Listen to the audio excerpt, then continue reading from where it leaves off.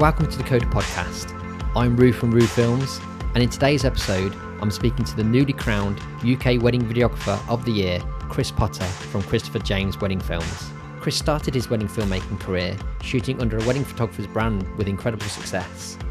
When circumstances required that company disband, Chris found himself in a position where he had to rebrand and start afresh alone. In this chat, we talked through his Instagram strategy that allowed him to hit the ground running, his top tips for capturing wonderfully intimate couples portrait sessions, and how he's moved away from template-based feature films, manipulating film scores to create immersive and emotion-led stories.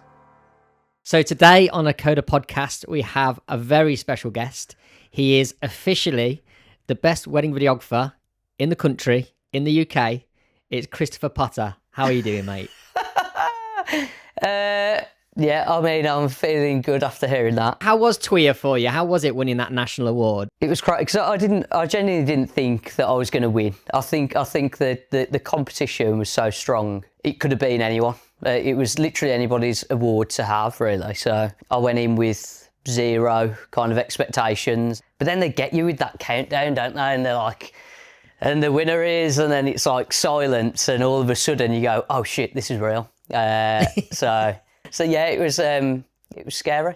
But then I won, and honestly, it just didn't sink in on the night at all. So I went and got the award. And I feel like I didn't really react as much as I really should have done. Damien was kind of looking at me like, Chris, are you going to give it some or what? And I'm just in shock. And then they walked in to have my photo taken, and I just looked like I was pale as a ghost, and I just looked like I didn't know what was going on. Grabbed myself a whiskey after that, and the rest of the night was brilliant, to be fair. So. It did take you a little bit to warm to it afterwards. I found, like you say, you did look like you were in complete shock. And it was at one point you just kind of stood off to the side, like just staring.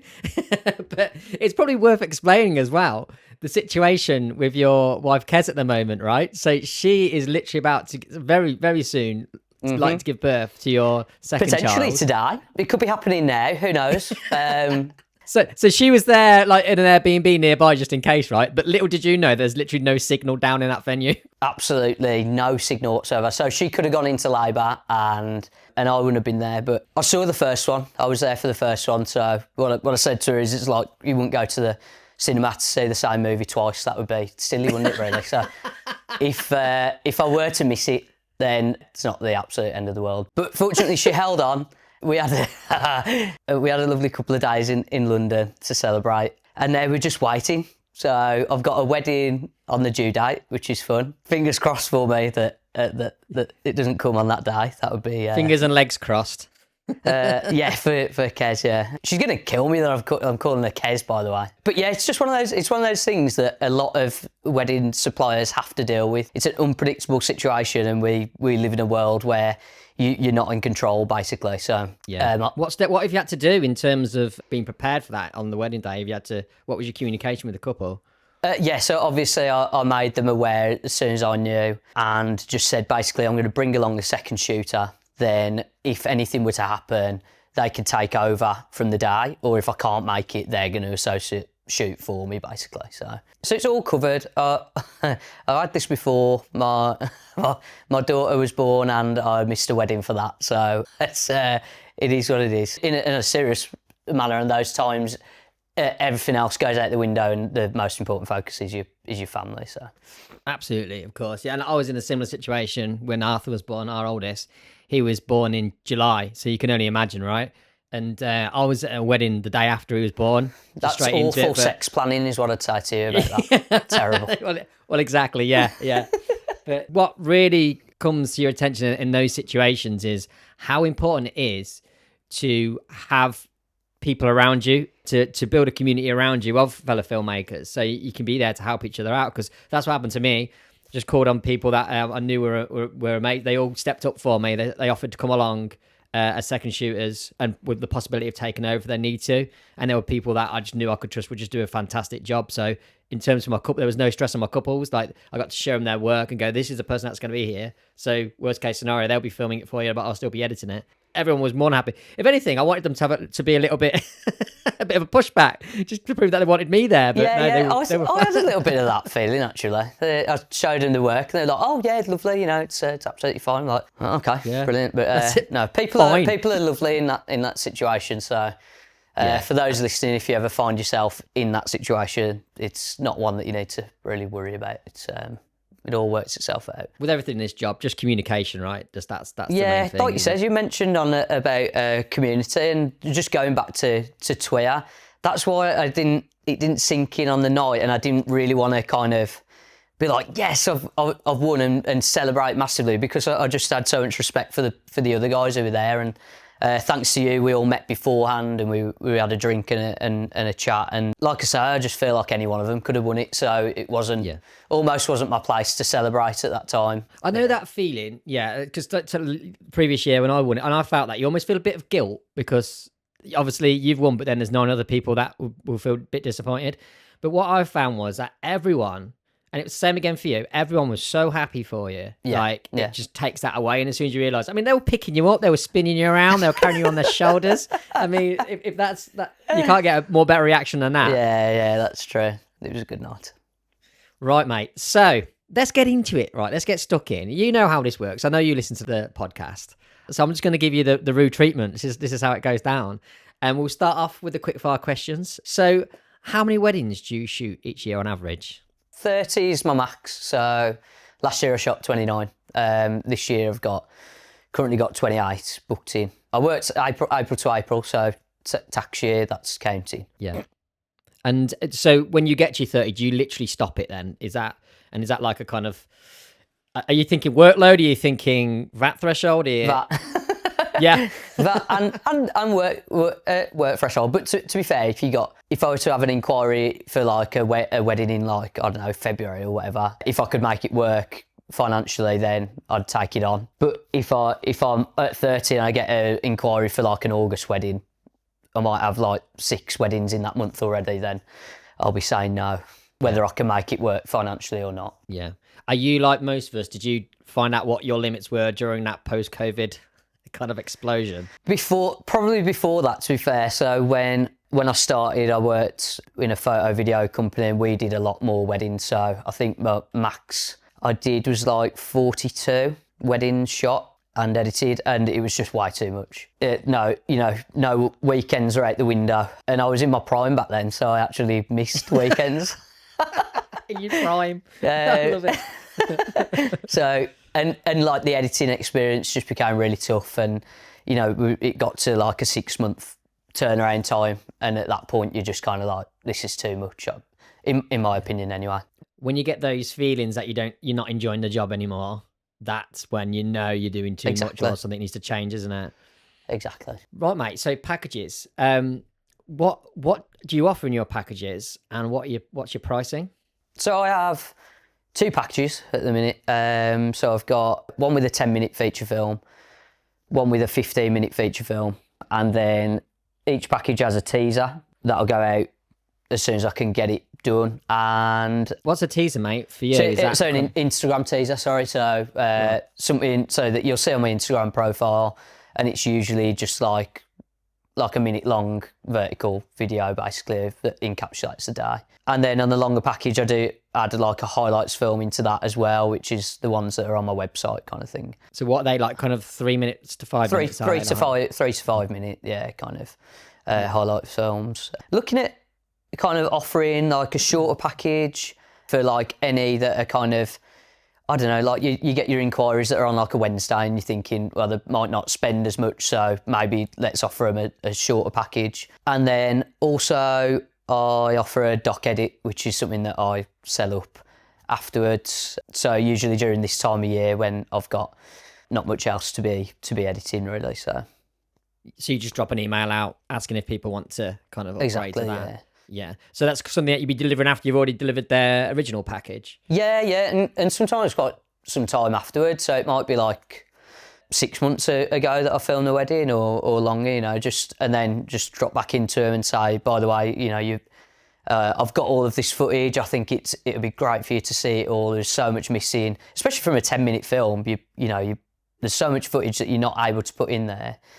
And also the audio is a massive part of it, the actual on-camera audio that could be so important to them that you don't necessarily get all of in a feature film. So that's something that I've more recently started pushing, I would say, the doc edits, just because I see a lot of value in them, really. So what is a doc edit to you? Is it all the kind of B-roll with the natural audio in a timeline? Is it with music or...?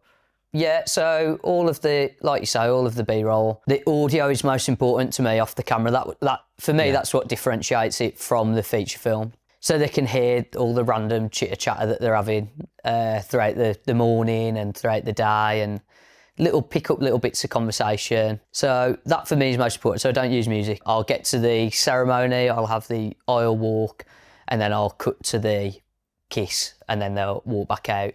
And then bypass speeches completely.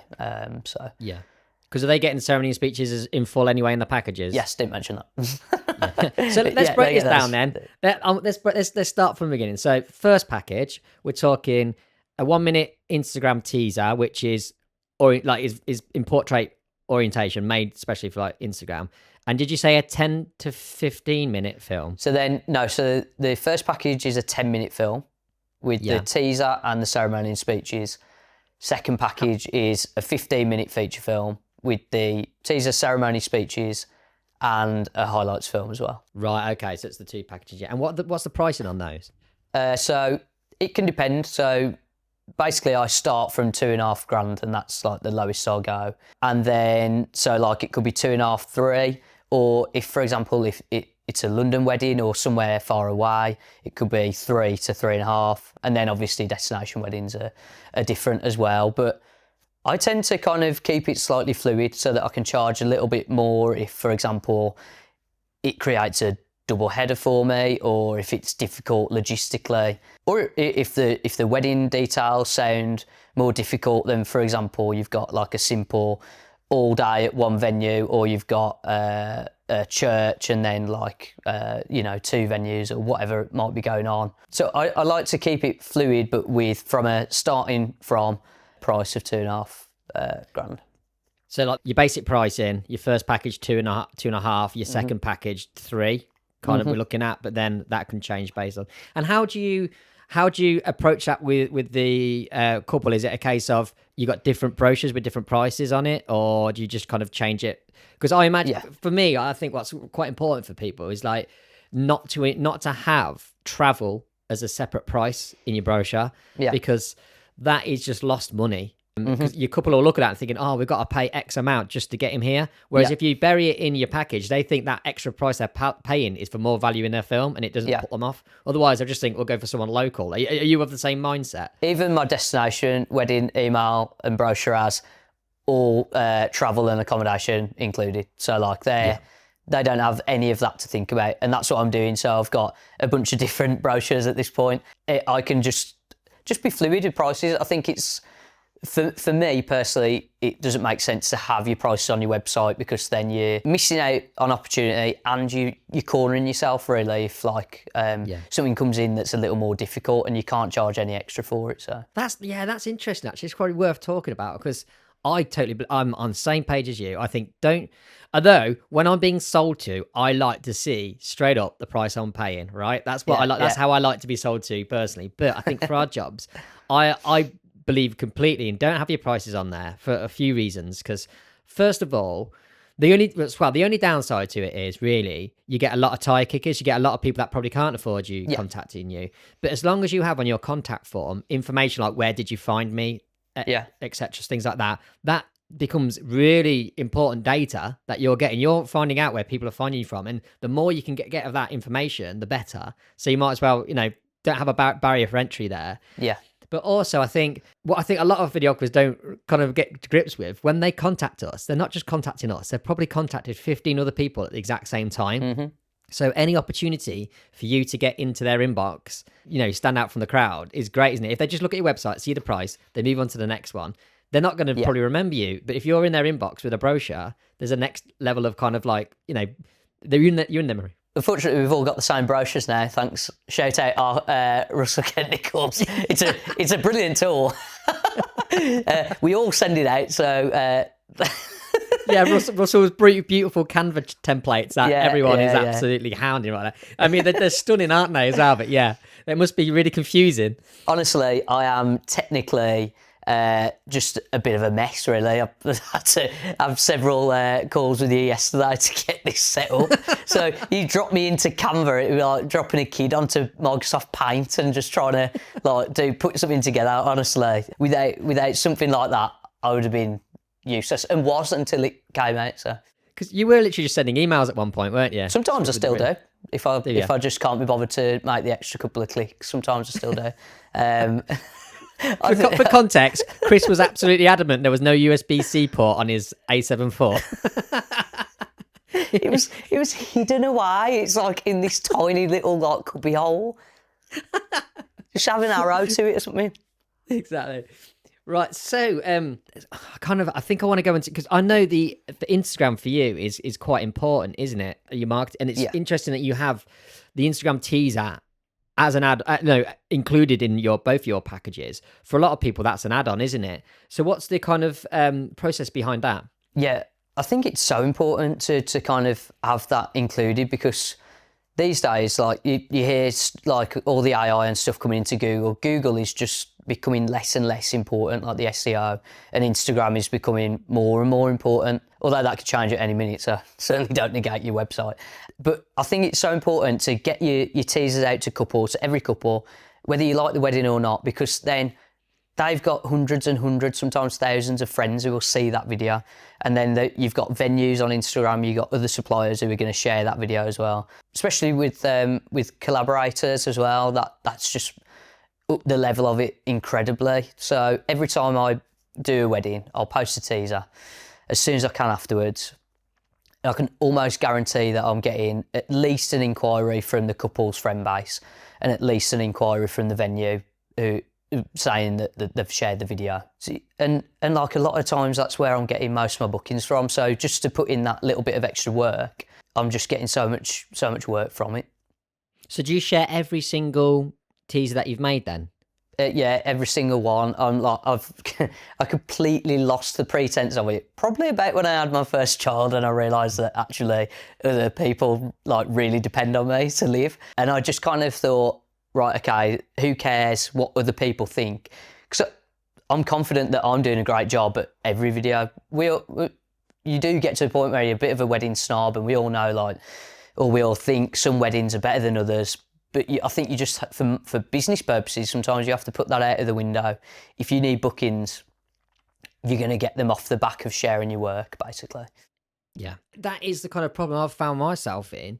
I mean, I bang on about it all the time. You look at my Instagram, what have I got? Like just over 30 posts in its lifetime, because I've always been fed that, and it's right to a certain point. You shoot what you show. We know that, right? But as you progress as a filmmaker, your kind of taste changes, and what you think is a great film change, and you're never quite there as a filmmaker, because we're always chasing it, aren't we? But then that means that you're never kind of happy with your own work, and I always find myself in that position where I'm thinking, oh no, that I can't share that because of this, I can't share that because of that. But when it comes to an Instagram teaser, 60 seconds, surely any of us, whatever the wedding day was like, we can all make a brilliant 60-second film, right? If you can't make a 60-second film, then you're not doing it right, probably. Like literally, there has to be 60 seconds worth of shots in a wedding day. Even if you just take the basic, you take the basic, a makeup shot, walk down the aisle, kiss, a confetti, some couple shots and a dance. Like, how easy is that to do? Personally, I put a lot of effort into those teasers because they're the things that everyone's watching. Yeah, only certain people will go to my website and watch the highlights. Everyone's seeing those. I put a lot of effort into those 60-second clips, probably more than I should do sometimes. Yeah. So let's break that down, actually, because it's interesting, because you deliver those quite quickly, right? They're the first thing you're working on. I'm thinking you must be working on them very quickly after the wedding. Yeah, so like so the day after, basically, I'll get back from the wedding because it's fresh in your mind as well. And I always think that's when you know the wedding the best. That's when you know the couple the best. You've literally just come back from the wedding. The ceremonies in your head, the speeches, you can still remember those important moments. So it makes sense just to do it then. If, for example, at that point as well, if they did like some lovely vows or there was a certain part of the speech that stuck out to you, you can still remember it. So you can like, just instantly just take that out and say, that's the spine of my film, and then work around that. I always use that time to choose like a unique song for them. So like in terms of when we talk about song choices, a lot of people get to the song choices when they come to edit the films and then they struggle and then they're like, I don't know what songs, and it could take days. So I choose a unique song for them the day after their wedding on Musicbed. Like I say, it's when I know their wedding the best. That's when I'm going to make the best decision on what song fits their wedding the best. So then I'll use a snippet of that for the teaser, and then I'll keep that for when I come back to their film, so their feature film. That will be a pivot point for that feature film for the soundtrack. Right, okay, yeah. So the song you're using for those teasers then becomes part of that longer film. Yeah. What if I was going to say that you don't do a package that only offers a highlight anyway, do you? No. You've always got at least a feature film. Yeah. How many songs are in that feature film, usually? It can depend. So I don't do it as like a paint by numbers thing, but it can be like 4 or 5. Sometimes 3 if I'm using, shout out to Multiply Media for their incredible sound packs. If I'm using some of those things to build around songs, then I'll sometimes just use 3 songs. But yeah, no, it's it can change for every wedding. So I want to come back to your feature films because I know that's been a real focus of your kind of efforts, haven't there, in the editing process recently to really kind of enhance that. So, and as I keep banging about in a lot of the podcasts, creating templates for those longer films, it's going to be refreshing hearing your take on where you've kind of gone against that. So we'll come back to that. But really, these teasers really interested me. So you're using, quite often it's got audio in it as well, then, rather than just the music. You're using dialogue from the wedding in these. Yeah, so if something sticks out for me on the day in the speeches or the vows, I'll just take that out and use that. But otherwise, it can just be audio and then ambient audio I like to use as well in those to kind of really get a feel for the day. And the kind of that sequence that you've created for that, does that then end up becoming part of the longer films, or is it you just completely disregarding that when it comes to making that longer film? Because I know some people, for example, their teasers can then become like a section at the beginning of their longer film or something like that. Yeah. So for the most part, actually, it's funny you mentioned that. For the most part, I've disregarded it. Yeah. But I did do a wedding recently. So at the beginning of the teaser, they're like coming into the marquee to like the actual sound of the music and everyone's cheering. It's like this just a great sequence. I thought that would work great at the start of the teaser. And then I got to the feature film and thought, actually, that would work well at the beginning of the feature. So extended it and used that at the beginning of the feature as well. That's quite interesting because on one side of the coin, I don't want to be giving my couples the same thing over and over again. You know, that they might only get that teaser and then a 10-minute feature film, and I don't want to use one of those minutes of the 10, and they've seen it before, basically. So I would try and avoid it, but sometimes there is just, I've come up with an idea for that teaser that really works well for the feature as well. So yeah, and you don't need to reinvent the wheel if you've got something you know it's going to work, because the couple are going to want to like to see it again as well, I guess. But are you still, because I remember you used to always grade your teasers black and white. Is that still a thing? I used to, and then I it's the same with all of us. I think our creative minds are always zipping around and we get quite bored easily. And at the time, I just thought it was something different. And then I kind of thought, but what if some people don't like black and white? And then I'm actually putting off a lot of people. Yeah. So now I kind of tend to do a mix, basically. Because during that period when I was getting inquiries, I was getting sub-inquiries, and they were saying, we don't necessarily like the black and white, we love your work, but can we not have any black and white, kind of, for example. So right.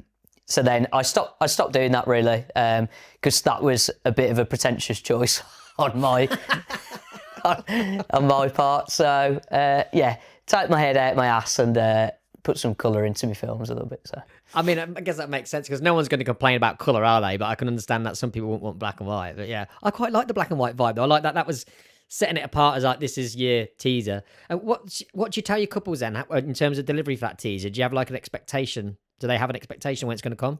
Yeah. So in my inquiry email, it's within 5 days. So and generally, even if you've got back-to-back weddings, you can do one within 5 days, or if you're out on a destination or whatever, that gives you plenty of leeway, really. So Yeah. And would you say that's a very key part of how you're getting your business these days and how you're getting your bookings in? I mean, to have 28 at your price point at this point of the year, I think it is fantastic.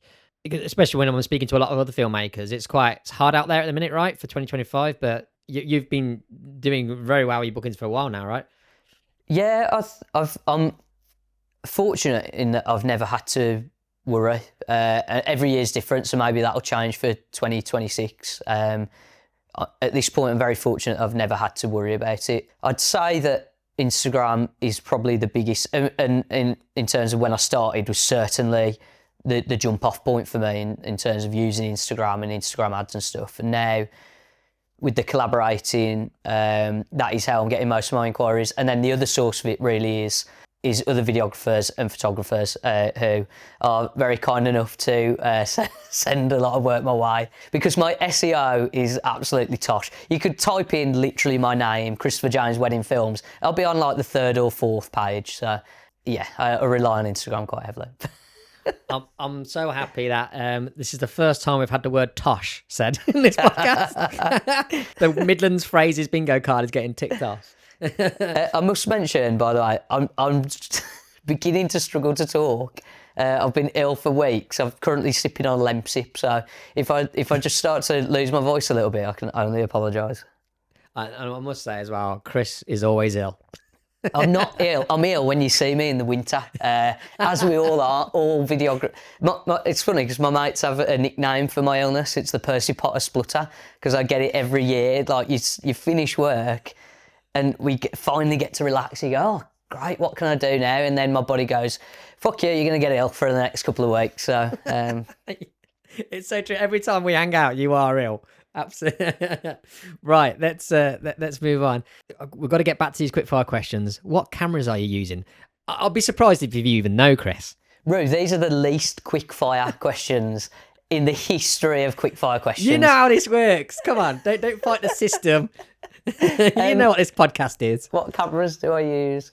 So I've got an A7S III. That's my main camera. I've got an A7 IV, which I found out yesterday. And it's got a USB-C port on it, did you know? And my third camera is currently an A6 400. Maybe. Is that the crop? Yeah. It's a tiny little thing, crop factor. So what I usually do is I'll put an 85 on there for like the ceremony, and then it's like ultra, quite close. But I am going to change that camera. I think it does stick apart in my work now, and I think I've come to the point where I'm going to upgrade that. So I was looking this year, and you can pick up like an A7S III for cheap as chips, really, compared to when I first bought it, when it first came out. Well, the A7 IV you can get for 1,400 quid, which is phenomenal, really. Yeah, it's even got a USB-C port. So exactly. I might. So, but I'm gonna replace that third camera basically this year. That'll be my kind of. I tend to have like one big purchase every year to try and rein myself in from willy-nilly buying throughout the year. So I'll get to this point in the year and I'll decide what I want to what will help me upgrade my films, and I think that's where I'm going to go this year. So. I mean, and you are notoriously tight, as we all know, right? Another nickname for me is Percy Purse Strings. So. We're really getting an insight into who you are. The best and tightest wedding videographer in the UK. Who's always ill. Because wasn't the story as well where for years you had an old Zoom H1 with a dodgy cable that you were using for every wedding? Now, this can't really be placed on me because at the time, we'll go into it, I guess, but I wasn't in charge of the financial decision. So I think I would have potentially upgraded that piece of kit. But yeah, basically, I was like taping the cable into this Zoom equipment. I don't know if you've ever used one, but it's like this big bulky thing. It's horrible. And like every other wedding, they'd be doing like the vows, and you go. Oh my God. Yeah, it was not ideal. So. But what are you using for audio these days, Chris? Nice segue there. Yeah, I like that. So I've got TX650s and 650s. I've got a mix, and I also use the Tascam DR10L. Is that right? Yeah. Yeah. Wow. Yeah, Wow. that's yeah. And I always put that in your films. There's always a little lav. The lav mics, basically. They are my workhorse. Kind of. I've had them forever. I've used those. So I think I might buy the newer version of those this year as well. But I always kind of use two sources of audio. So you'll know, Roo, but last year was a very stressful year for me due to the TX650s and 660s not playing ball throughout the year, basically. So they kept failing my audio clip. I was losing clips and I just couldn't figure it out. And then I think it stopped happening. I think it was something to do with like the operating system on the laptop. So the files were recording, weren't they? But then you just couldn't get them off onto, and it wasn't reading the device kind of thing?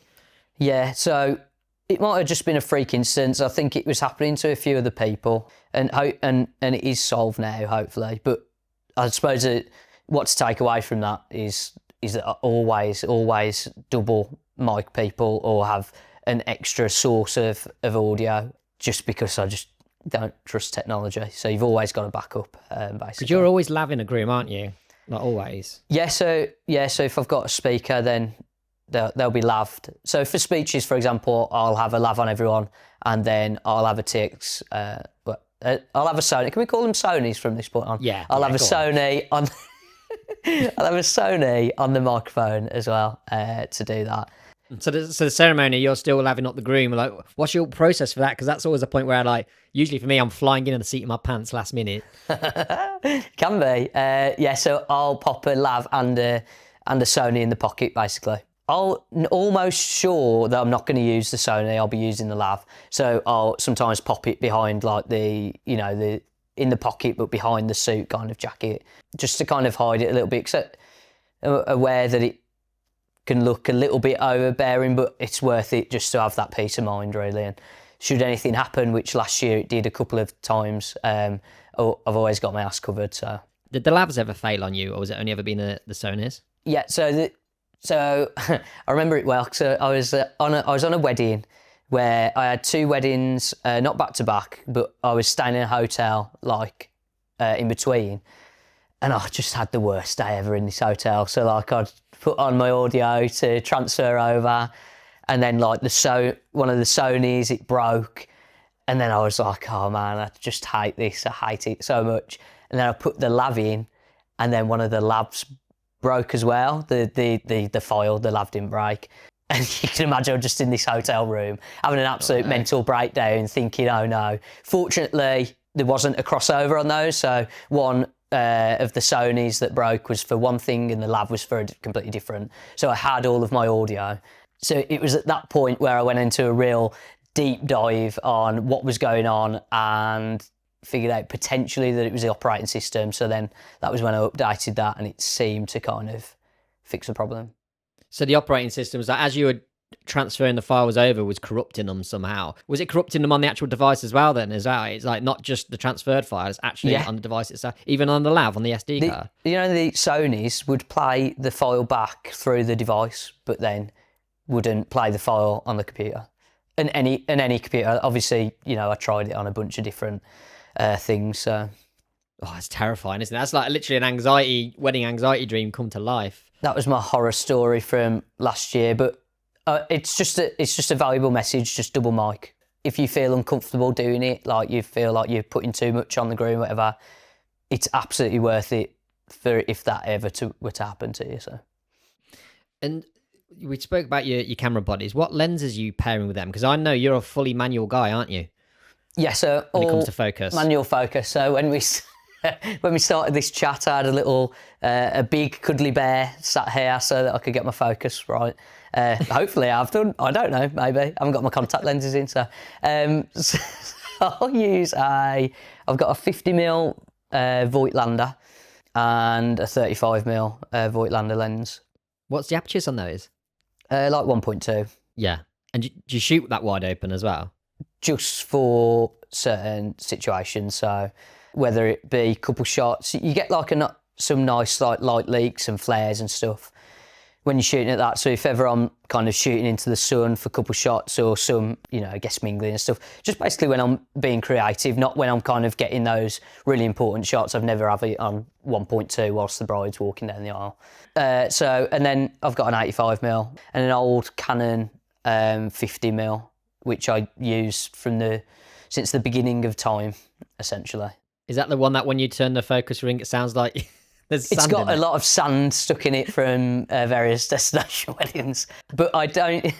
It took me years and years, because I'm so tight, as we've established. It took me years and years to replace that. And also, because I'm manual, it just felt like I was gonna replace my hand. Do you know what I mean? Like, I would have to learn it all again.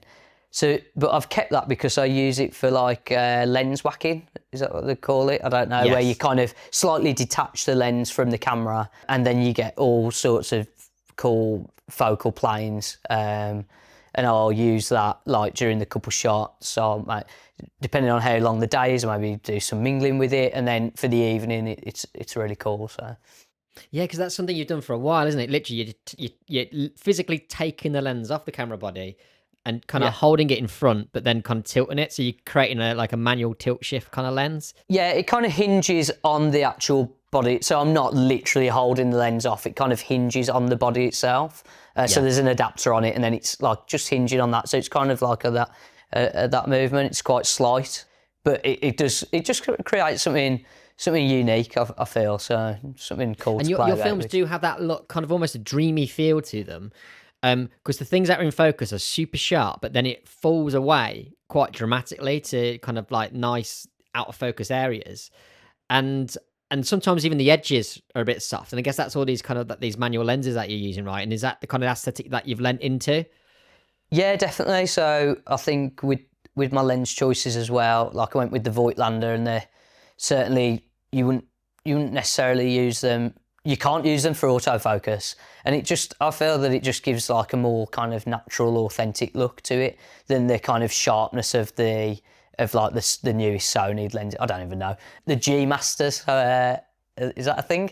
That's a thing. Yeah. Yeah. So if I were to be using one of them and everything's pinpoint sharp in focus, and the focus pulling's a little mechanical and stuff like that. That basically stems because I'm a little bit stuck in my ways, and I've always done it like that. I've done it for a long time, so I almost trust myself more than I trust the camera to do that for me. So yeah, I can imagine it's a very hard thing. Like once you've mastered manual focus, to then give up. I don't know why you would actually. There's no absolute need to, is there? Like the only reason I'm autofocus is because I know I just couldn't do manual. I just don't trust my eyes. Well, you came from photography as well, so you kind of were already used to the systems and stuff like that. I'd already sold my soul to autofocus, hadn't I? So I wouldn't be as good if I used autofocus. Like it doesn't make you worse for using it. You're just better with the tools that you have. Like I can use that 15-year-old lens that's like full of sand, and it works for me because I know how to use it. So. It really does make your work stand out, that kind of look that you have from, obviously it's your filmmaking as well, but the kind of the aesthetics of the lens lends itself to the vibe of the film as well, for sure. I really want to break down your ceremonies, because you were well known for having incredible groom reactions during ceremonies. The amount of films I've seen of yours, you've got the best groom reactions, but not only that, you managed to capture them so perfectly as a solo shooter. So can you break down your ceremony setup and also any communication you're having with kind of the couples beforehand? So what you do is you just pay models and you just get them in. They're like lookalikes. So you put them in for the groom, just for the ceremony, just for that moment. A little bit of CGI, and then you just swap them out for the rest of the day. It's fine. Just AI the ceremony. Easy. That would be a thing that eventually. No, so for that moment especially, it's like you said earlier, like you show what you shoot. And a lot of people watching my videos, seeing that, and then the grooms are watching it, the brides are watching it. There's an expectation for that kind of thing to happen. Let's say 60% of my couples, the groom is probably a crier, and the bride is really looking forward to seeing that. So that is something that they know that's going to happen coming in. Yeah. And then just little prompts beforehand. So I'll make sure that when I'm micing him up, I'll get if he's having like his best man stood next to him, I'll get him in as well. I'll just have a little chat to them. I'll just say, I'll say to the best man, like, this is an important job. This is your moment. We need to kind of like build a little bit of tension. So just make sure you don't tend to turn around until she's kind of hit the aisle. Just say to the groom, like, just make sure you remember that myself, and usually if the photographer's working solo, just make sure you remember we're kind of at the front, and we'd love to see your reaction as well.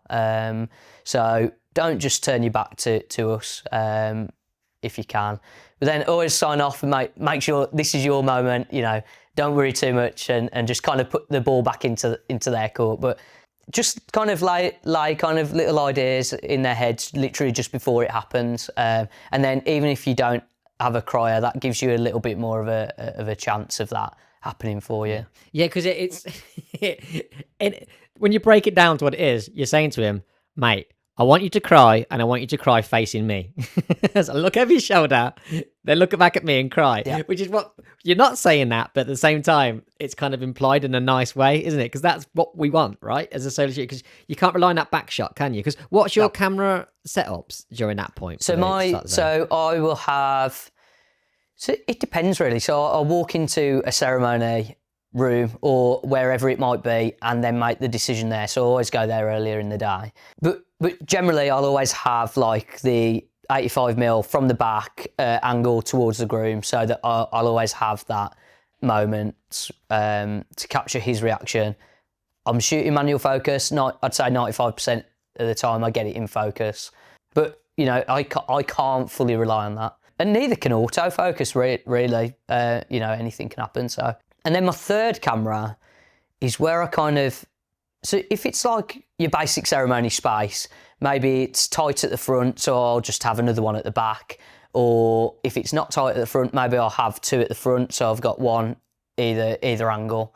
But then if I've got a bit of space to work with, or there's something creative that I can do with that third camera, I kind of try and just think outside the box with it a little bit. So like a couple of my films, I like have it up in buildings, shooting through windows, or just somewhere raised, just to give another perspective on the ceremony space itself. Just kind of, if you've got two cameras for a ceremony video that's probably only going to be viewed by the couple and their parents a couple of times, with that third camera, there's no need to have another safe camera. You can just be a little bit more creative with it, I find. So when I see a ceremony space, just try and think outside the box and pop that third camera somewhere where you wouldn't expect it to be.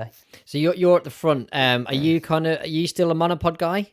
For the front of the ceremony? So I'll have my monopod at the front, so that's what it'll be on throughout the ceremony. Again, sometimes if it's a tight space and I know I'm going to be, if I've got a perfect angle on the groom and the bride coming down, I'll have it on the monopod, no problem, and just film that moment. If it's a bit of a tight space and it's a little bit awkward, I'm thinking, am I going to get his turning round reaction?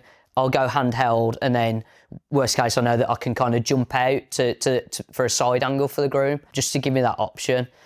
Again, I just kind of judge it on the day. If I've got a groom who I know, I'm like, this guy's definitely going to turn around and face me, I've got a nice angle, I'm just going to be on the monopod, and it's going to make my life a little bit easier. If I'm in an unpredictable situation, or I'm outside and I've got free roam, I'm going to go handheld and just see what happens, kind of thing. Yeah. And I always am like massively impressed by that third angle that you have in the ceremony, because like you said, I've seen one that you've done where it was literally in a building shooting through a window, which was, I mean, I can't imagine what that was like to sync. There was another one where you had it high up on a balcony, where it caught the bride. It was an outdoor ceremony, and you got the shot of the bride and her father walking down the stairs together, and then leading up to the ceremony. Oh, it was just beautiful. But to take those kind of risks, I guess. But I guess it's not a risk, because you've set up your other two angles to make sure you got coverage no matter what. So it's a case of a Brucey bonus angle, right? That is going to be worth it. Sometimes we can play it a little too safe, and I know that in the ceremony as well, I'm always going to hop to the back basically, and just move that second camera, my safe camera, into a central position, so I've got a central aisle shot as well. So yeah, so that third camera really, some people don't use three cameras, so it can just be a creative camera for you. Do you have like a chat with a photographer about that aisle camera beforehand? Is that a kind of part of your I was strategy? kind of like, I mean, going into a wedding, I always drop the photographer a message beforehand. I just try and be the friend. Like I like to think that I'm a nice enough person to get along with anyone, and then we can just work together then throughout the day. And just before, when we walk into the ceremony space, I'll explain where my cameras are, and I'll often just be like, if you need to go hop across them or stand in front or whatever, that's fine. Just don't do it for ages. I'll always ask them where they're going to shoot the first kiss from. So that's a pivotal moment. Some photographers do come to the back. So if they do come to the back, what I do is I just say, right, okay, I'll pop my camera a little bit further forward in the aisle, lower it down, and then you can just shoot over the top of it if that's okay with them. And then nobody's ever just walked in front of the camera and just blocked it. But I always make sure that they've got the option to do that, because then it's, I've done everything that I can in that situation to help them, basically. So. And that's the key thing, isn't it? Because they've got a job to do. There's an expectation from the couple on what they've delivered in previous weddings. Yeah. They have to operate in the way they normally do. So that I did the exact same. Like, I speak to them, I go, if you come in, I'll put the camera low. Are you able to shoot over the top of it? And then if they've got a problem with that, then that's fine, and I can work around it because I've got other angles. But it's having that communication, isn't it, and allowing them to be able to get the best job, and making sure our couples get the best from both of us, I guess, through that communication. Exactly, we're both there to do a job. I had like a funny situation, one of my last weddings, and the photographer was kind of like, the new editorial style where there's a lot of flash going on and stuff like that. And she said to me, bless her, she was like, do you have an issue with that and stuff like that? And I'm just like, no, like you that's your style of work. If you weren't to do that, then you're not giving the couples what they've paid for, basically. It was a little annoying during the vows, I must say. There's an angle of me from the back of the ceremony, and the flash is going off. You just see me, you go, oh man, yeah, that is brutal. Because I think I'd be having that. I say to them, do your thing, but please give me the vows, because for them, the vows from a photo point of view is no different to the ring exchange or all those other moments. Whereas for us, it's so important. So I'm always saying, please, just give me the vows. But yeah, that's something that I'll take away. I mean, it's crazy, isn't it? So like, I've been doing this 12 years and still constantly learning. So that's something that I'll take away now. That's like quite a newer style. I haven't really encountered it much. Yeah. So from now on, I'll take that away and just say, please, could you not do it through the vows? It didn't actually affect the audio, funnily enough. It was absolutely fine. But yeah, it is something that I will mention next time, I think. So that's it, isn't it? Like, this is always a learning process, this job, isn't it? And I always think whenever I don't know if you're the same, but if there's ever a cock up in my films, I know quite often you see it in the Facebook posts, don't you? And people are going, oh, the photographer did this or someone did this. I always look at it from my point of view and think, what did I do that could? Because there's always something I could have done to not have that mistake happening. So when something happens, I think, right, next time, is there anything I can put in place to make sure that doesn't happen? Rather than instantly shifting the blame doesn't help us learn or get better, does it, at all? But kind of like working it out. I do like to shift the blame in my personal life. My wife gets it in the neck for anything that I've done wrong. But no, in a professional capacity, no, you must, it's only going to help you to get better, to actually analyse your own performance. So. If you are still delivering your wedding films on a USB or struggling to find a sleek professional way to showcase your work, it's time to upgrade your delivery experience with VidFlow, the ultimate online gallery for wedding filmmakers. With VidFlow, your couples can watch their wedding films in stunning quality on any device, including their TV, making it easier than ever for them to relive their best day with family and friends. Plus, with custom branding, easy downloads and cloud backup, you get a premium, hassle-free delivery solution that makes you look as professional as your films deserve. I've been using VidFlow for the last year, and my couples have been amazed by its slick interface, especially on their TV. It's like having their very own Netflix of their wedding films. You only pay for what you need, and each of my 4K galleries only cost me about £15, and they stay online for 10 years, so it's a complete no-brainer. Join thousands of filmmakers who have already made the switch, and try VidFlow for free by using the link in the description. Take your film delivery to the next level. Now let's get back to the episode. This is the one that seems to trip everybody up. Who is your favourite wedding filmmaker? Oh, I hate this question so much. So when I first started making films, it was like in 2012, and it was before all like Instagram was big and Facebook groups and stuff like that. The one videographer that I always used to watch was Phil White. So obviously everyone knows Phil, and his work is incredible. So I'd have to give him a shout out. And then the Lawsons, which they filmed my wedding and did an incredible job. And I just think it's two conflicting styles there, because it films a very kind of somber and emotional, and the Lawsons are like very kind of happy.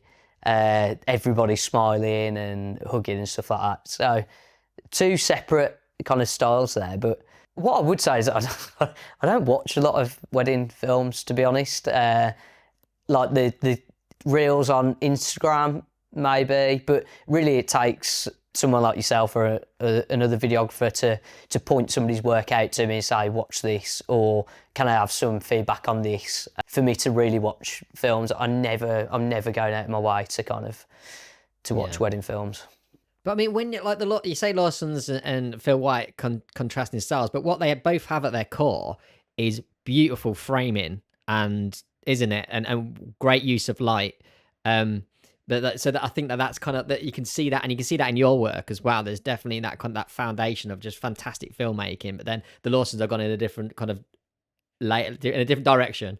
It's almost a simplicity, like in the filming, and I think actually the filming is very, very, the actual filming part of it is very similar. Phil uses a lot more slow motion, but aside from that, the framing and stuff like that, very similar. It's very simple, and I think that's kind of simple is beautiful in this kind of, for me anyway. When I'm watching a wedding film, I just want it to kind of be quite simple, quite static, and just let the subjects kind of make the frame interesting, kind of thing. So, because that's something that's worth talking about.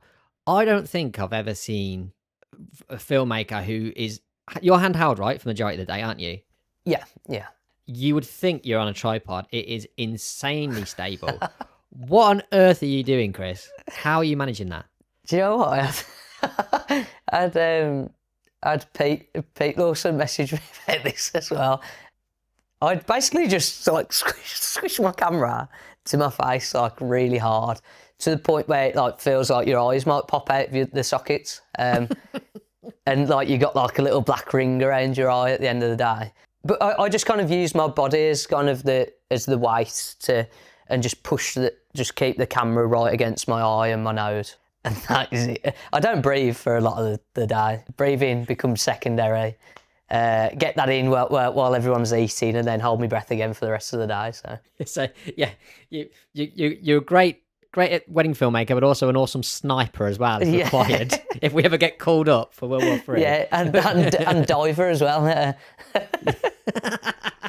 But that's I always, your work, it's got a wonderful calmness to it, and a lot of that is to do with barely been any kind of camera movement whatsoever, and it's just it's awesome to see. And I would have totally assumed, if I didn't know you, that you were a Panasonic, like making use of that incredible IBIS, but no, it's just a steady hand. But I think because I've worked with you in my photo days, that we first met when we worked together, didn't we? And you were doing video, obviously, and I was photo at the time, and the way you were very different to me on the day, whereas I feel I'm quite chaotic and fast moving. You were very calm and relaxed, and like a slow kind of approach to it. And I feel that you see that in your work as well. Is that a very intentional thing? Yeah. I think you've got a bit.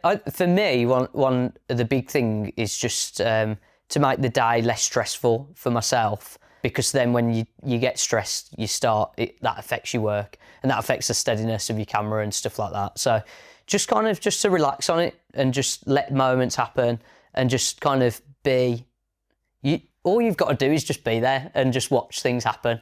And if you break it down into that, it's really, really simple, and you're just watching things take place. So I'm very much kind of find myself a spot, capture something, and then dawdle off into another spot and capture something else. Aside from when they literally, when they come out the ceremony, everybody's hugging them, and then I'm just like trying to get all of those kind of moments, those interactions. That's when I might kind of like be darting around a little bit. But once that's over, you just take a step back and just relax, kind of thing. Yeah, a story just popped into my head, which I think I want to share about that wedding we shot together. So Chris was having the typical thing of when guests come over to the videographer asking for photographs, and it had it so much that rather than keep coming to grab me, he actually pretended that he was the photographer and started to pretend that he was taking these group photos. And it was, but then it got too far, didn't it? Because there was one person came over to ask for a group picture. You said, yeah, I took it. Of people kept coming then in. she invited every relative over, so it was this big, massive group photo. And then Chris had to like admit halfway through, actually, yeah, I'm not the photographer. I'll go get him for you. Oh no! Then I come over, I think, what on earth have you been doing over here, Chris? I get the gallery and like, he definitely took the photographer definitely took these pictures. I don't know why they're not in the gallery. And that was our first introduction to each other. Imagine if it was somebody dead important and I like just like palmed them off with my fake photograph. Yeah, it was funny how we met when you were just trying to like kind of test the water with video and just kind of move away from photography a little bit, which was quite interesting. So we had a conversation very similar to this, probably. We did, didn't we? Yeah, literally. Yeah, we're back at it again because I think we had it ended up being like a 3-hour wedding breakfast or something. Yeah, and we were sat out in the sun with burgers and chips, and I was just like quizzing you on absolutely everything. Yeah, nothing's changed. Nothing's changed. Yeah, so let's get into your journey, mate, because I know it's a long journey and it's had a few twists and turns, which has also meant that you at a certain point had to pretty much start again. Start your business again. So can you talk us through that? Yeah, so I started in 2012. So I went to university, which for all you kids out there is something that used to happen before YouTube. So I did my learning in a classroom environment, and so I took a course documentary film and TV. So it was very much kind of hands-on filmmaking, kind of guerrilla filmmaking, and creating films. Very similar to weddings, and I shot a few weddings for free. And then that was in Newport in Wales. I came back home and I knew a lad who I was best mates with in like primary school and before, who was doing wedding photography. He'd been doing it for a year with his friend, that is Luke Small and David Boynton. So they're both brilliant photographers. Check them out. Luke Small, Saint Photography, and David Boynton, wedding photography. So I kind of jumped on their already moving train. So I was like, do you have you got any use for video? We did a few corporate bits and then we started pushing a joint video and photo package basically. So again, for all you youngsters, this was before like Instagram advertising and stuff. When we first started, we actually had like a stall in Merry Hill shopping centre. So we were in a shopping centre with my iMac and a big roller banner, and we were essentially cold calling couples basically, but in person. So were you like the people that kind of like when you have like Virgin Media trying to sell Virgin Media packages in the middle of a shopping centre, and as people walk past you, kind of just grab them over and bring them out, that kind of thing. So what days were you doing that? Was that just weekends? Was it? No, for the full week. Like we would be there through like half terms, so it was quite busy, and we would literally people would walk past and we would say, "You getting married?" And no way. Very often the answer was no, you weirdo. How much did that cost? Do you know? Can you remember? I think we had an in somewhere with some business networking kind of thing. So that wasn't. So I wasn't in charge at that point. So Luke and Dave were in charge of more so the business side of things. So we did book weddings in, believe it or not, through that method. We were charging like £1,260 for both services. What on earth? How did you come with that number? That's so random. I don't know, but it worked. And so yeah, it snowballed from there. So we made the package, started shooting weddings together, built that up. We were actually, we became quite good at what we were doing. We took on another videographer, Ryan of RM Wedding Films. Then we just built that up until it was a fully fledged business. Then at a certain point it became financially kind of difficult because then we went over the VAT barrier and we were all working our asses off to kind of just to kind of make a living and to earn enough for that. And we had a studio and stuff. And eventually we just made the decision that financially, it was just made so much more sense to split up and do it on our own. So from that business, you ended up creating, so David Boynton Photography stayed as David Boynton Photography with Dave running it, obviously. Yeah. Luke Small then became Saint Photography. Yeah. Yourself, you became Christopher James Wedding Videography, and Ryan became RM Wedding Films. Yeah. So four great companies, all from that one. But like you're saying, because that way, all four of you can stay under VAT and earn more money than you were doing when you're all trying to slog to hit that VAT limit and then get a wage from one business. I would say we literally doubled our wages the second we all split up. And really? Those days were absolutely amazing. Like, we had such a laugh, and like we'd go to destination weddings together. Every wedding that you'd go on would be like a jolly with your mates as well as doing the work. And and in the studio, we were just constantly like playing pranks on each other and stuff. Terrible for workflow.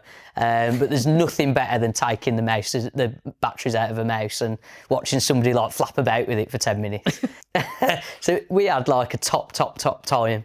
But we were so sheltered from the industry as a whole, because what we were doing was really successful, but we just had we'd never really work with other photographers, other videographers.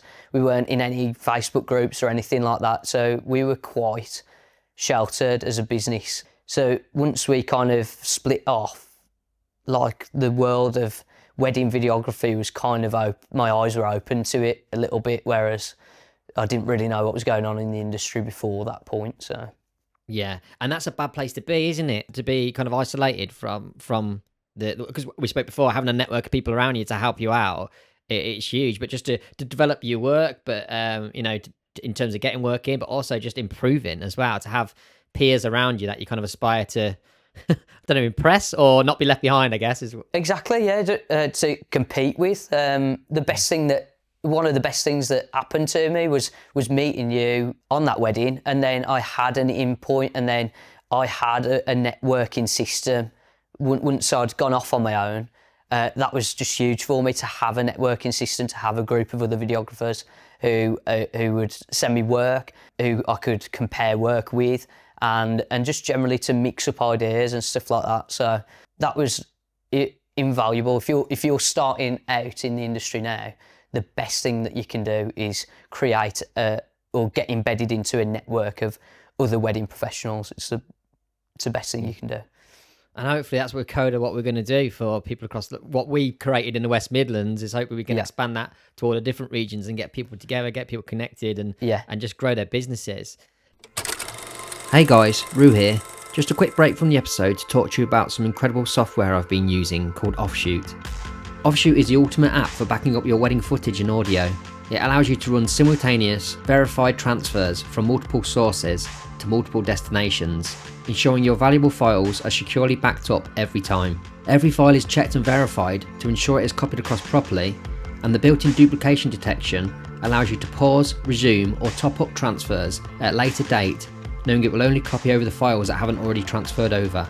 For peace of mind backup and ingestion, Offshoot truly is the perfect solution, and as a special offer for our listeners, you can get 10% off at checkout by using the code CODA10. There is a link to the software in the podcast description. Now back to the episode. So what I find really interesting about this story is, like, when you just, obviously you said that you doubled your wages when you left that company, but for years you've been slogging away building a brand under someone else's name. And I know you'd won TWIA, the TWIA Regionals, quite a few times, hadn't you, under the David Boynton brand. So what do you do then? Because it's a very unique situation where someone with your level of talent and skill is suddenly has to start again from scratch, because obviously I know you had your commitment to fulfill a few weddings as the business closed down for under Dave's brand, but then it was a case of you had to then find your own work for your own brand. What steps did you take once you'd left to build your brand and start getting work in? Yeah, so the first thing, obviously the networking was massive. We've touched on that, and that's, you know, where my referrals for me started then, because I didn't really have a reputation as such. I was a nobody, still am. You're the big dog now, mate. You're the big dog. But the first thing I did was get on Instagram. I knew my work was good, and I built a website and stuff like that, but as we've touched on, the SEO was not great. So I got on Instagram and I set up an ad, and I basically targeted. I was Googling all of the wealthiest places in the country. So I targeted all of wealthy areas and, tried to target brides without targeting other photographers and videographers. And I just was just putting like 30 to 50 quid like a month behind ads. And I was just getting inquiries through that basically. And I booked in like a surprising amount of work on that. Obviously I had some other weddings left over from David Boynton, but I quickly filled my diary just through Instagram ads basically. Yeah. Oh, wow. Okay. Yeah. Are you still doing Instagram ads? No. Funnily enough, I tried to do one the other day, but going off on a pivot, I was hacked on Facebook and then subsequently robbed from my bank. So my Facebook is gone alongside my business account. And all of the adverts are done through like Meta ads, which is through Facebook. So I went to set one up the other day and I just couldn't do it. So I've got to either join the masses on Facebook again or not run Instagram ads. But I think so when I did that back in 2019, it was a completely different landscape. Like Instagram wasn't as huge as it is now, and there wasn't as many videographers I think doing it at that time. So I became very successful with those adverts, just I think through there not being as many as there are now. And now I think you go on Instagram and like I could scroll for 5 minutes and see 5 different videographers work who is sponsored posts, so it might be a little bit more difficult now, but that's kind of how I grew my personal brand. Because you say a lot of your work now is through Instagram, isn't it? But it's organic reach. So from doing those trailers quite quickly after the wedding, jumping on that kind of post-wedding hype and using your couple's kind of almost network to get bookings in, right? Yeah, if you've got the right couples who are on Instagram, first off, it's going to work itself, basically. Obviously, your work's got to be good, but if you're putting it on the couple's profile and you're putting it on the venue's profile, and whatever other suppliers you choose to tag in there, it's going to work for you. It's just going to do it without putting any money behind it. Obviously, it is still a useful thing, and I wish that I could do it, and I'll maybe figure out a way to get back on that. But yeah, it's definitely helped me out at the beginning. So, does your personal brand now, does that differ much from the kind of how the brand looked under David Boynton? In terms of the style of work, similar work, and I just built a new website, and I kind of, at the time, I went, right, okay, I want this to be more luxury and kind of aim towards more the luxury market. Obviously, I wouldn't swear like before and stuff like that. I knew that my work was quite good, so I thought that I could do that. Yeah, so I just kind of was trying to push for that luxury market, basically. Did your prices change from what you were charging under Boynton to when you first left? So when I left David Boynton, we were charging $2,000 for video, and then what I did when I left was I went from $2,000 to $2,500 in 3 packages, basically. So it wasn't a massive change, but I just tried to then just push that up slightly. But also, so when under the Boynton brand, was it that $2,000 that you'd earned from video, was that going straight to you, or was that going to the business and then you were getting paid a wage? No, yeah, it was all a business. It wasn't going to me. I had a kind of a bonus incentive for me because I was a director of the company at that point. But no, it was all run as one business kind of thing. So if people booked the video on its own, that would still all go to the business. So. Yeah. So yeah, I can imagine that was incredible. Suddenly, not only are you charging more, but it's all going straight to you. Well, the first time I took $2,000 was a big shock to my system. Yeah. What a feeling. And like within a year, obviously this was like pre-kids and stuff like that, and I was like, I'm rich.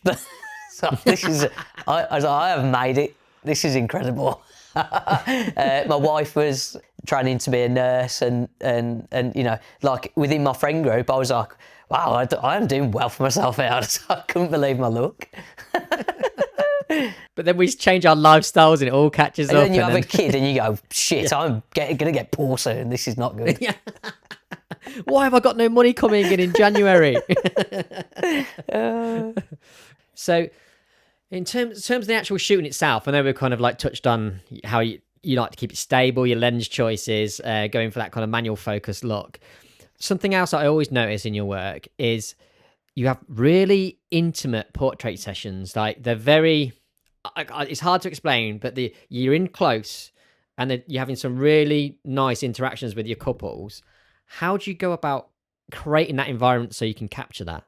I think for me, like the personal relationship with the couple for me is really important. So before the day, like video calls and stuff like that, and then on the day, as soon as I get in there in the morning, just focusing almost as much as being myself and being there and having a good time with them and improving their day by me being there, as much as on the camera work and the technicality that I'm doing. So I often just leave a wedding and, you know, the couple of my friends, and that's what they feel about me. And then that just helps when I come to the couple shot, the couple shoot, and I'll start off by doing some more fun bits, like some walking, and I'll be cracking jokes. Like, you know, you've got a list of shit jokes. I'll be cracking them out and just get them laughing. And then that just gives me the kind of confidence, and them the confidence for me to get in close and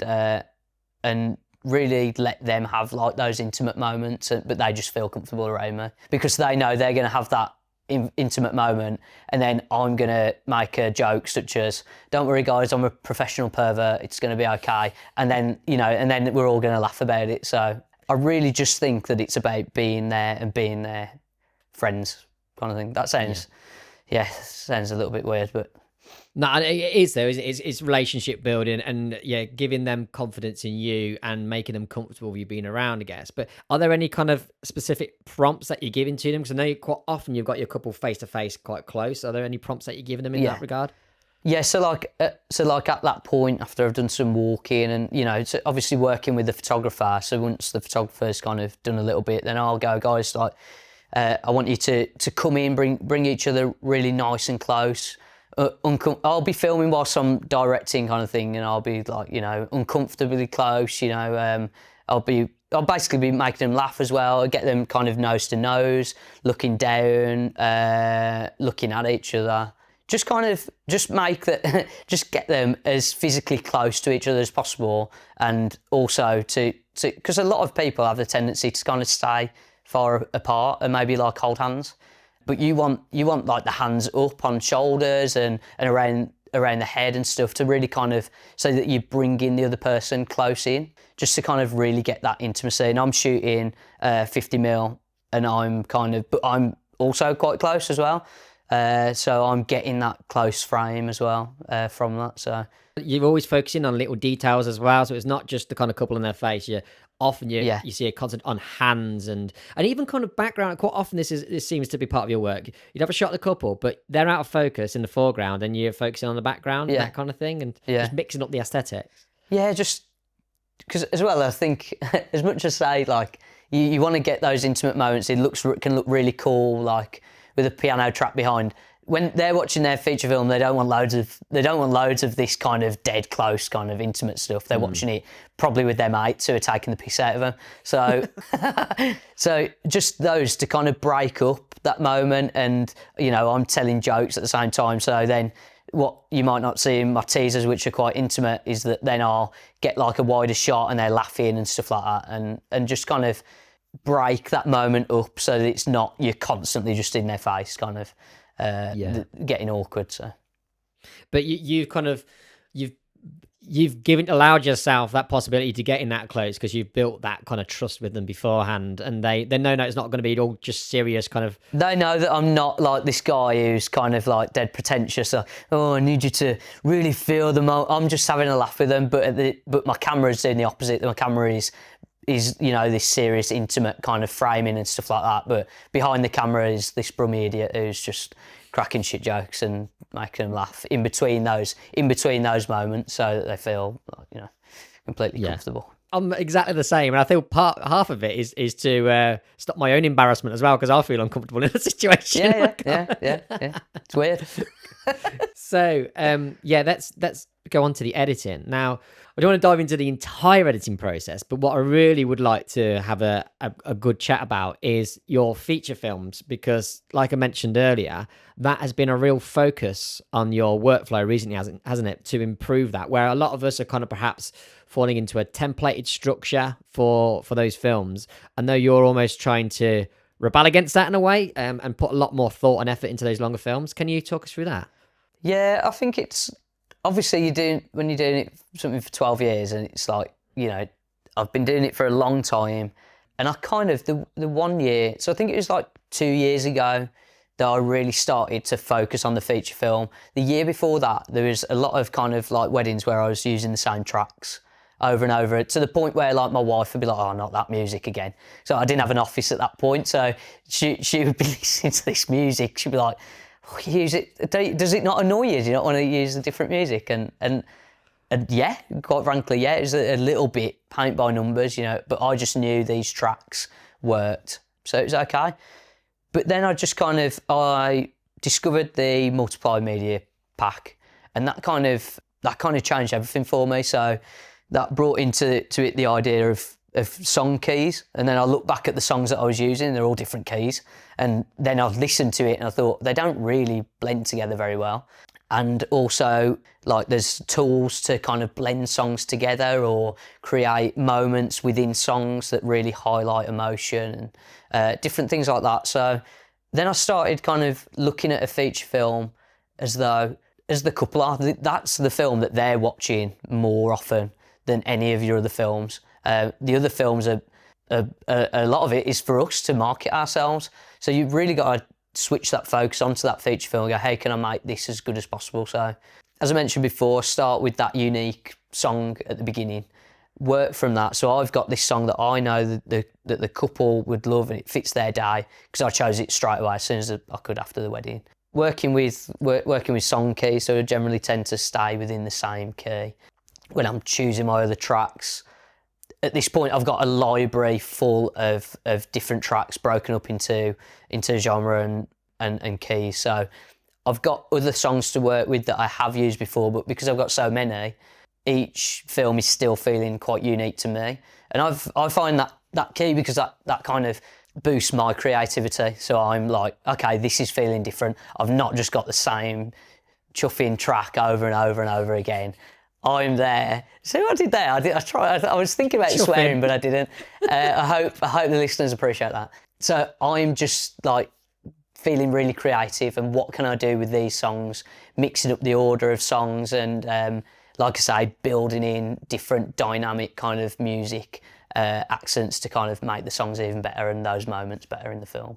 And can you give an example of the kind of what you've used the sound pack for, and how you've kind of integrated it into the work? I know, like, kind of using the song keys so they match, but there's also opportunity, I guess, to like create crescendos or break tracks down. I think, are you using that kind of elements of the sound pack as well? Yeah. So a lot of the time in my feature films, I start with like what is it like called a cold open? So I'll have like some kind of, maybe like some shots from the couple shots, or my favourite thing to do is start with like the groom waiting for the bride, and then, you know, the emotion builds.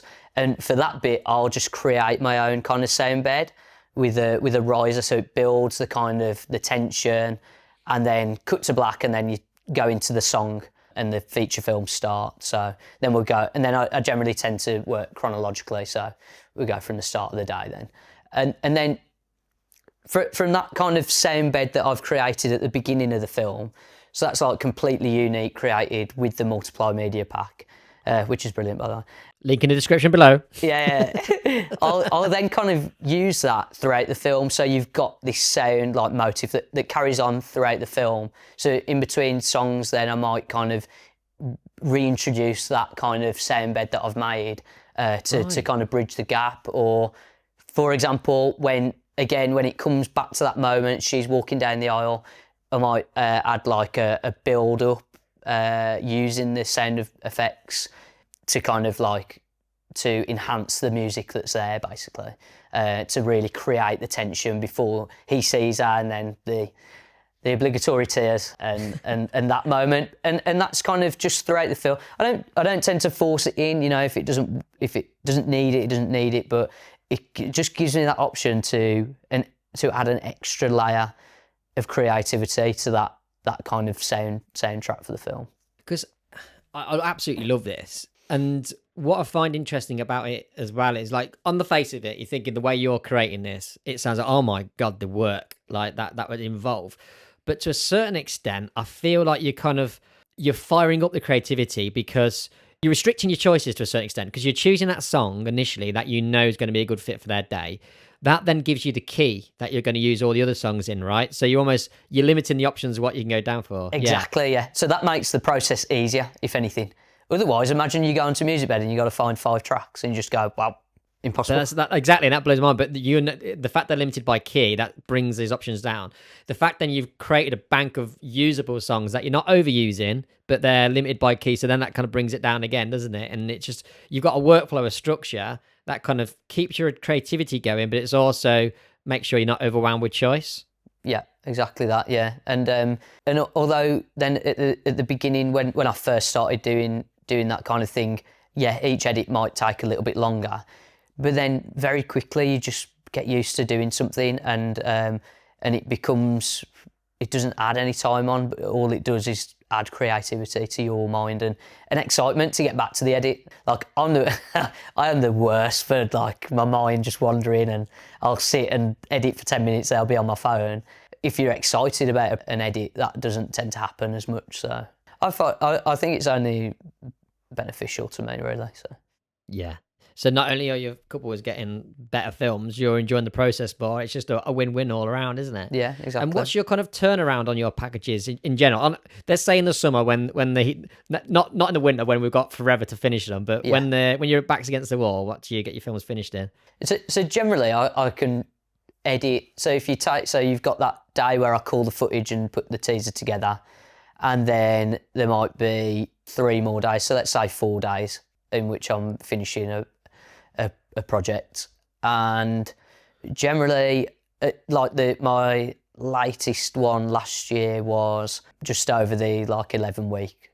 So I've got 12 weeks in my contract, and that last summer wedding kind of thing was 11 weeks basically. So because I'm the same, 12 weeks. It's quite funny actually, because I've had an inquiry there. I'd never put my delivery time in the contract, because you never know, right? You never know what could happen in your life. Yeah. Whereas I like to keep people updated, basically. Say, here's my editing queue, and I'll let them know. I'm usually always delivered within 12 weeks. This year, it went to 13 because with Coda and stuff, just things happen. Yeah.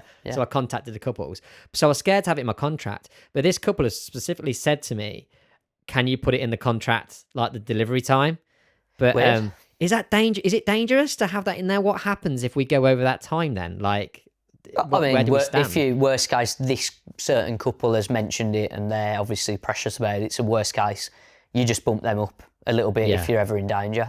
But I have 12 weeks. I don't know why. I don't know why at that point I was thinking, oh yeah, it's exactly the same as when you used to charge £1,265. Random number pulled out your ass. Yeah, just random. But it does seem to work quite well. But my kind of aim is always to be done by Christmas, to be able to switch off. This year I had just a feature film to finish basically, which was like a couple of days work dragged over to like two weeks because I had the time to do it. So, but yeah, that's what I aim to do. So then I can have a stress-free Christmas and enjoy that time. So yeah, it's a great shout. Yeah, we all seem to do that rush, don't we, for Christmas, when really it makes no sense either. It makes literally no sense. But what I always forget about video as well, they've always had the photos, so they've always got that. It's not like, I think there's a lot of pressure on photographers to get stuff to them because they get earlier. But when it comes to video, they've already seen the photos. They're probably over the wedding. That's why we're all getting ghosted. They don't care at that point because they don't care anymore. So in terms of your your Instagram teaser, are you usually getting that done in a whole day then? So are you not for your teaser, you're not bothering with the multicams. You're doing the multicams later. Yeah, I'll do the multicams later. Obviously, if I take out some audio, then I'll just sync those up and then just skip straight to that part. But I'll do the multicams later. And usually, so it's like get up in the morning, call the footage, and then go into that creative part in the afternoon and get that done. Usually within a full day, or if, for example, if I at that point I'm not going to post it on Instagram, I'll sleep on it and then look at it the next day and just make sure that everything's fine and then deliver it to the couple. So yeah, it's a great technique. It's something I definitely want to implement this year, and I've even bought those faster CF Express cards so that I can I want to start culling every wedding at the wedding itself, which is something I do when I do photo. I will call the wedding during the break, and then you're halfway there, and I think I can build in my mind. So I want to be releasing a teaser just like you after every wedding, because it makes so much sense. I need to get over this whole not wanting to post thing and just get my work out there, because if people aren't seeing it, then you're not going to get booked, right? Do you know what? I remember when I got married and Lawson's filmed my wedding, and they literally, it was the morning after, it was when we were leaving the venue. So it was like the afternoon after the wedding day. And we were sat in the car and this video came through, and like me and Kez, we watched it and we were just bawling, like floods of tears. And it wasn't until that point that what had happened actually sunk in. You know, when we saw that video, everything sunk in, and it was just such an incredible moment. And I think that's why it's so important just to get those teasers out to people as soon as you can. You don't want to let the feelings fade away. You want to just hit them as soon as you can do with it. So, and I guess then, especially with your technique with it, you're giving them a film at the height of their emotions on their wedding day with a song, which they're then going to always associate that music with that heightened, that ecstatic feeling. Then when that's part of their longer film as well, then you're bringing those feelings back up again, aren't you? And really heightening the emotion of that experience. Yeah, exactly. Brings it back full circle, doesn't it? So yeah, absolutely amazing.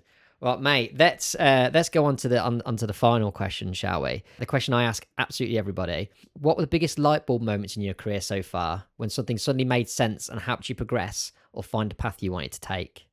So obviously, when I left David Boynton, then it was a case of, okay, what do I want to do style-wise? So what were my films?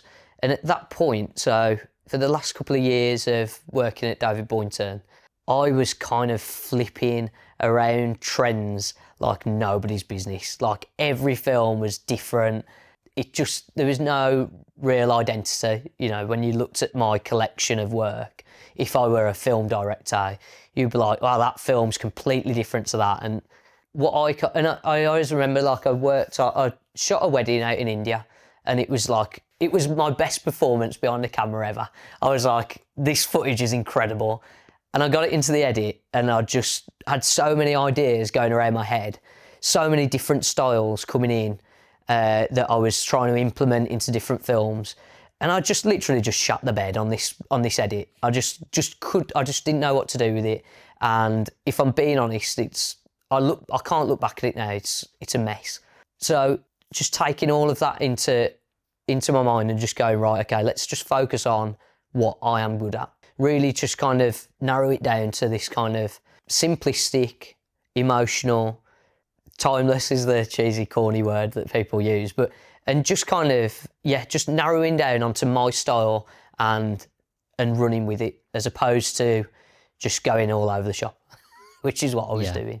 So that was kind of a transformative point for me, and that's what guided me for the rest of up until this point.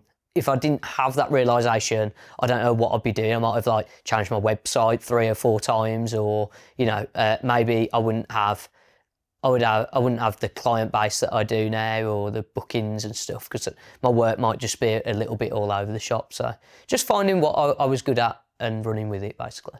And it has certainly served you well, mate, hasn't it? Absolutely. Yeah, I want to thank you, mate. We're wrapping up now, but I want to thank you on a personal level for everything you've done for me in those early days. We spoke about it when we met at that wedding, and I was chewing your ear off, and I feel like I've been doing that ever since. So thank you for your openness to me and to everyone that I know that you've met as well, because you are an awesome person in real life. And it was You know, I don't take compliments very well, Rose. I know, mate, I know, but I'm giving it to you anyway. And it was amazing to see you swoop up the Tweer National Prize, and it's a long time coming, and it couldn't have gone to a more deserving person. So huge congratulations, mate. And congratulations on the birth of your second child, which will be very soon. Could be this afternoon. Could have happened now because I've just been ignoring my phone. But no, I appreciate the thanks.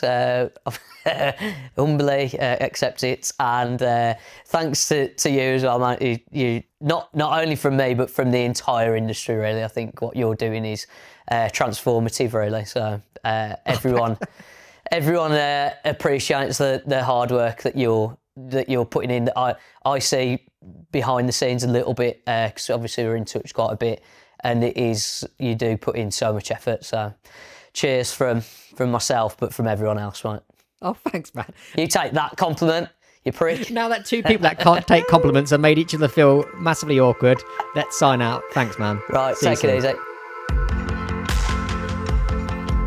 If you have enjoyed this episode and wouldn't mind helping us out, please leave a rating and a review wherever you get your podcasts.